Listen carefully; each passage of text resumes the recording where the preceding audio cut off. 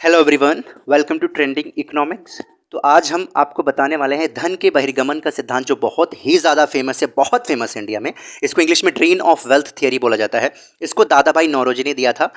दादा भाई नौरोजी के अनुसार, क्योंकि आप जानते हैं पुराने समय में हमारे ऊपर ब्रिटिशर्स ने रूल किया था, तो दादा भाई नौरोजी के अनुसार उन्होंने कहा भारत का धन बाहर जाता है। बाहर कहाँ जाता है? ब्रिटिश वगैरह में, ठीक है।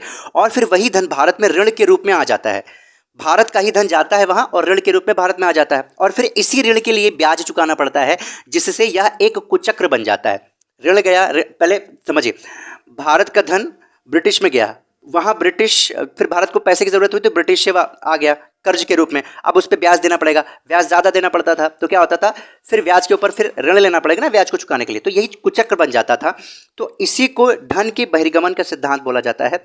उसके बाद पॉइंट है, भारत के धन के बहिर्गमन की ओर लोगों का ध्यान आकर्षित करने के लिए सर्वप्रथम दादा भाई नौरोजी ने अपनी पुस्तक में किया था। तो इसी सिद्धांत को सबसे पहले किसने दिखाया था लोगों को? हमारी भारतीय जनता को, हमारे भारत के लोगों को किसने दिखाया था?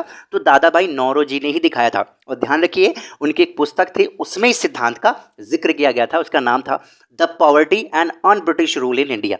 ये उनकी पुस्तक है, कभी कभी पूछ भी लिया जाता है, ये याद कर लीजिए। आई होप आप समझ गए होंगे ड्रेन ऑफ वेल्थ थ्योरी क्या है, धन के बहिर्गमन का सिद्धांत।